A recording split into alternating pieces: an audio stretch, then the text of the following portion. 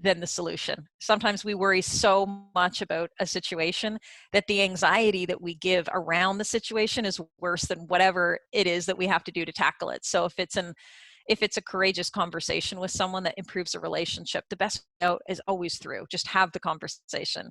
If you're feeling like, you're in overwhelm and you just can't go forward, is have the conversation with your leader, or just the best way out is always going to be through. And with this situation with COVID, is even when it feels like, oh my gosh, we're not, we're can't do this anymore, can't take this anymore, we look back and go, we're already doing it.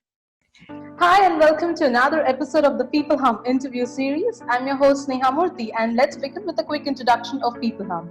peopleHum is an end-to-end, one-way integrated human capital management automation platform, the winner of the 2019 Global Cody Award for HCM, that is specifically built for crafted employee experiences and the future of work.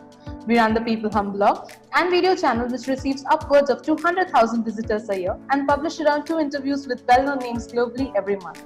We have with us today Sarah Jasper.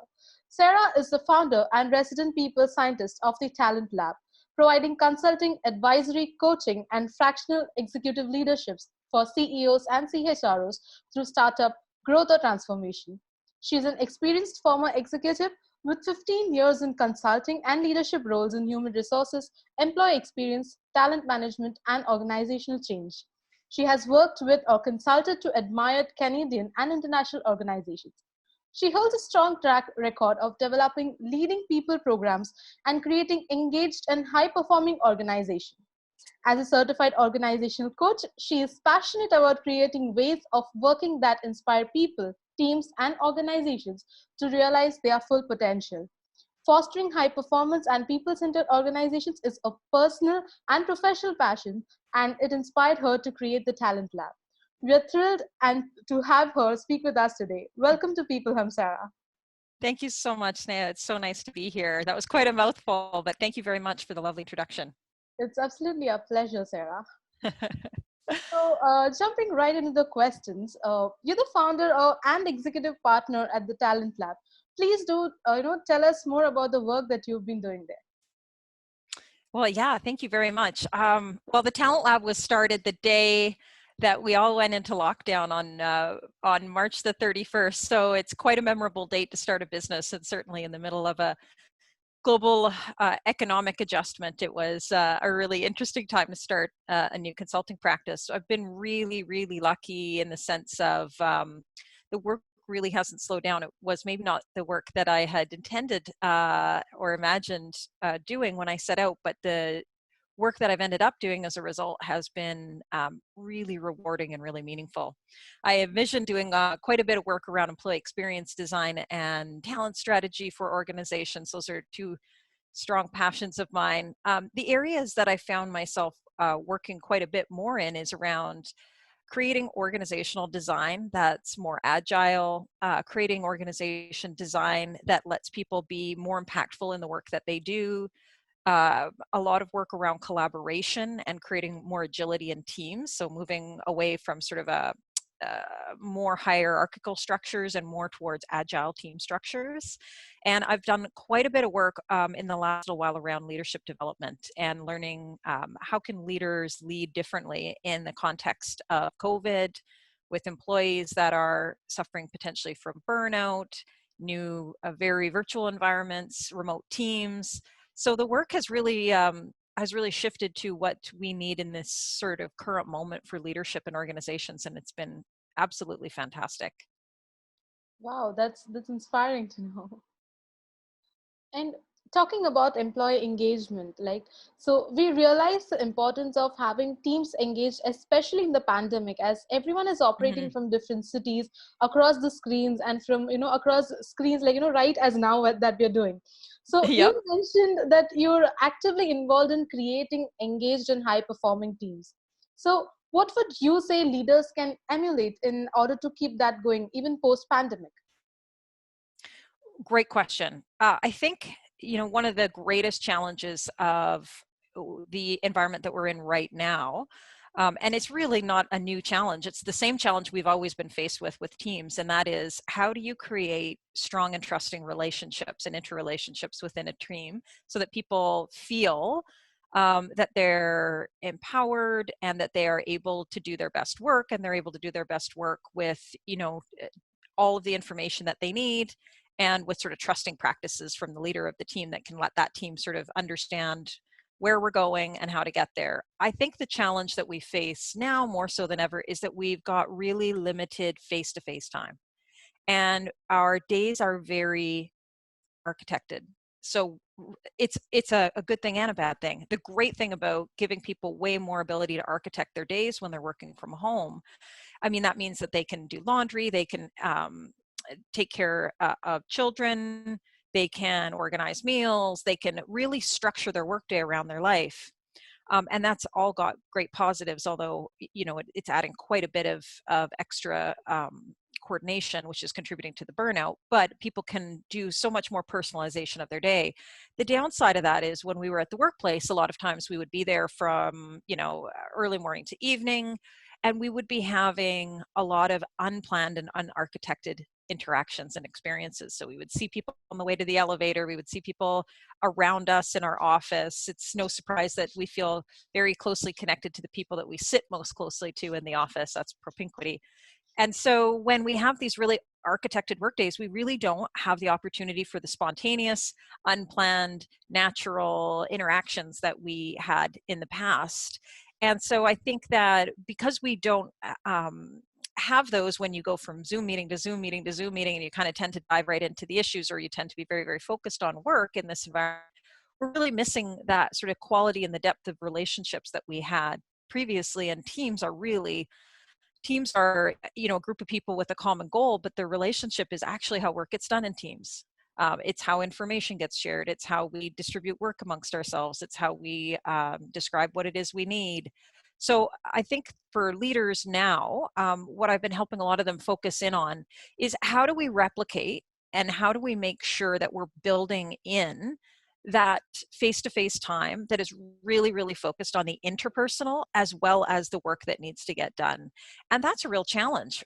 For one, it doesn't feel very natural to build in these architected moments where we're talking about interperson and we're building relationships consciously. That feels sometimes very inauthentic. It can feel a bit awkward.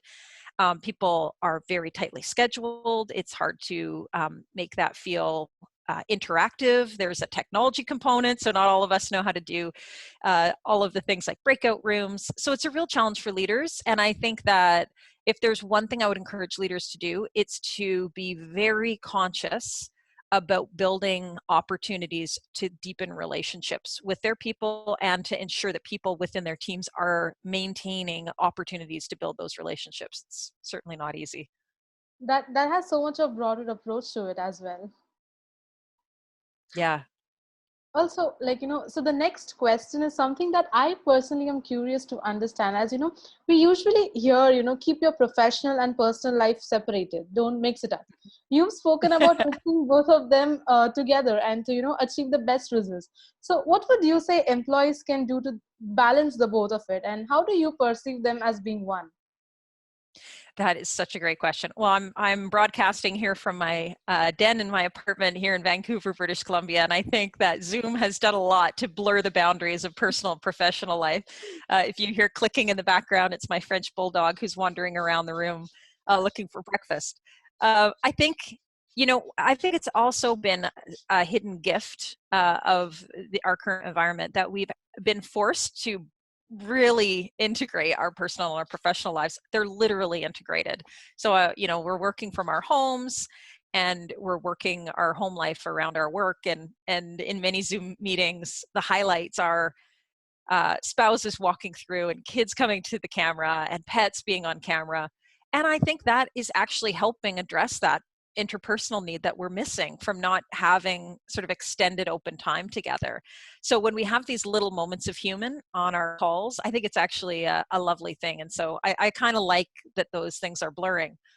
When it comes to personal and professional balance, I will say this: I think boundaries are a blessing. I think that they are the most powerful tool that anybody can have to help ensure that they are coming into their professional life with maximum vitality and maximum energy. I always say that time management is not possible. We cannot manage time. Time is going to do what it's going to do. You can't make more of it. You can't control it, and you really can't manage it. You can manage your energy levels and you can manage your focus. And those are the only two things that we can really manage. So I would say that having really clear boundaries between your professional and your personal life is really important, especially now that everything is blurred together. So a great example for me of a boundary, when I ask executive coaching clients that I work with, and I say to them, talk to me about your boundaries. And they'll usually look at me and kind of say, I don't think I have any boundaries with work. And I said, well, that's your first challenge. I think maybe we can get away with it as employees, although I would say it's not optimal. But certainly as a leader, you cannot come in if you're depleted in terms of your energy. You have to have enough energy for you and then enough for your team. You actually need to be coming into work in um, in an overage situation. Like, you need more capacity than just what you need. You have to have your tank over full. And a lot of leaders are not in that place right now. And so the first thing I do to them is I say, you've got to put in place some boundaries. It's the tools that make 1,000 decisions for you. So that might be that you start work after you've built in time for your day to whatever your wellness practices are. Maybe it's time with your family to have breakfast every morning. Maybe it's taking a walk outside before you start work. Maybe it's meditation. And maybe you have to have boundaries around when you start meetings. And that might mean fewer meetings, but it might mean that you're coming to meetings ready to do a better kind of leadership. It might mean that you tackle your email for 1 hour before you schedule any meetings. I had someone actually turn down a meeting with me to say, hey, I actually need an hour before I go into meetings to review my emails and feel organized for my day. And I was like, yes, right on. So I think these boundaries that we have around, eating, sleeping, having enough time with our families, having breaks throughout the day, the firmer we hold those boundaries, the more people respect us. And I think also we are making conscious trade-offs about our time and our energy that help us to make sure that we're bringing the best of ourselves to work, and that we're allowing the personal life to be charging us up the energy boosters that we need, so that when we come in to do our professional role, we're coming in with enough energy for us and then for the people around us as well, because everybody is in a bit of a depleted state right now. So I think it's really important to make sure we're all putting on our own oxygen masks before we come into the workplace as leaders. Definitely, I completely agree to that. And it makes so much of sense. Like, when you're putting forth your personal life or how you belong, like how you organize your work and how is it done, the employer also feels the importance of it, and the right amount of strengths can be used and best output can be sourced out of it. Yeah, absolutely. I always say to people, no is a complete sentence. And a strategic no is much better than a resentful yes, or a yes that means your performance is going to suffer. So it's not easy, but I think it's really important for people, especially now that this looks like it's going to be going on for another year. We have to absolutely start putting in place better boundaries. I think we all have let those slip collectively, and they're really important for our long-term functioning, I think. Absolutely, absolutely. Thank you so much for that. And you've done quite a lot in your HR career. And what advice would you give to those who wish to chart out a similar career journey like yours? Well, I can't imagine anybody would plan out the career journey I've had, because I certainly didn't. I did a couple of things. I had a really clear vision of what I thought I wanted to do, and I had a very open mind to saying yes to everything, which is sort of my natural curiosity. So I ended up doing some things which I probably wouldn't have put in a formal plan. And what I've said to people when I've been asked the question, like, how would I get to, say, for example, chief? I was in a chief HR role, and that might be an aspirational role for many. So I said, the way that I got to chief actually would definitely not have been the way that it might look on paper. There were a couple of times in my careers. I did 5 years in management consulting with Accenture, a company I greatly admire. And in that time, I started doing work that I felt at times I was like, this is very far outside of my HR path. Now I'm doing change management work, and I'm working on a global SAP implementation. How, that doesn't feel like HR. Or, throughout my career, I did organizational design there, and I worked with oil and gas clients. Some really new experiences that I thought, oh, I don't really see how this fits into the bigger picture. Cut to my first director role, and the reason that I got promoted to director was because I had some really critical skills that the organization needed, namely org design and change management skills. And so for me, I've really encouraged people to have the goal, but be very, very present in the job opportunities you're currently in. One thing I would have changed is I would have spent more time, I think, really getting the most out of the jobs I was in versus looking for the next role. And by that, I mean, really, it's not so much the titles you collect along the way, but it's the experiences that you collect along the way. So if you're, say, in a role for 2 or 3 years, get the most you can out of the experiences you have in that role. Maybe it's leading a project, maybe it's getting a chance to mentor or coach. Maybe it's a chance to do work in a different geography. Maybe it's an opportunity to learn an area that you don't think you're going to like. A lot of people think, oh, compensation, oh, that's numbers. I don't know if I'll like that.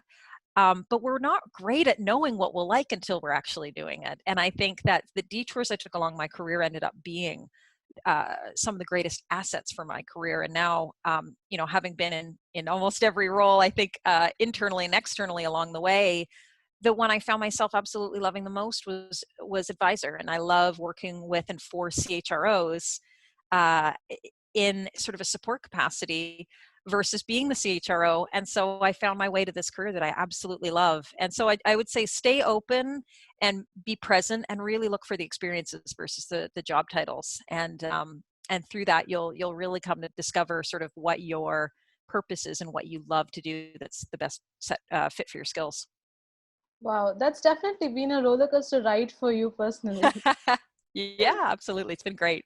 And I absolutely, it's so beautiful how you said the titles is not that you collect, it's like the experience that throughout the journey you've been collecting matters. Yeah. Yeah, So absolutely. beautiful. Also, so before wrapping up the interview, do you have a quote that defines your feelings the best way about the future of work, workplace, and you? Yeah, that's a great question. There is a quote. I wish I knew who it was by. I believe it's by Robert Frost. It may not be, which I certainly hope it is. Fingers crossed. But it's the best way out is always through.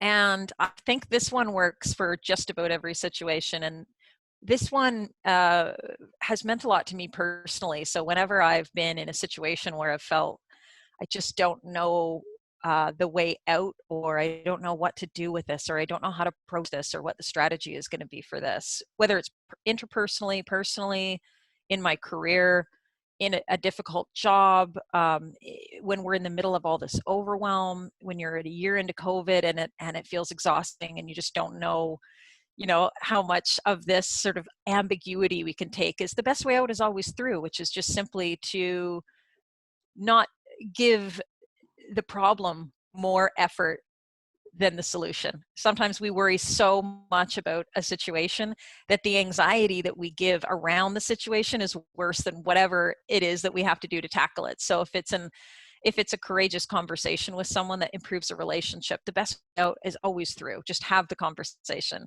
If you're feeling like, you're in overwhelm and you just can't go forward, is have the conversation with your leader. Or just the best way out is always going to be through. And with this situation with COVID, is even when it feels like, oh my gosh, we're not, we're can't do this anymore, can't take this anymore, we look back and go, we're already doing it. And actually, we're more resilient, we're 10 times more agile. Everybody on an interpersonal level has gained more skills in the last year than they've gained in the last 5. So we're doing it. And it's just a bit of trust the process and realize that, sometimes the problem feels worse than the solution. So yeah, that would be mine. Wow, that's beautiful. Thank you so much for that, Sarah. I You're welcome. thoroughly loved the conversation throughout with you. It was a pleasure talking to you. I'm so glad we got a chance to do this. It's absolute pleasure, and thank you so much for the opportunity. It's just it's a pleasure, and I hope you have a wonderful last bit of your evening, Sneha. You too, Sarah. Have a nice day ahead. I will. Thank you again. Bye Take bye. care.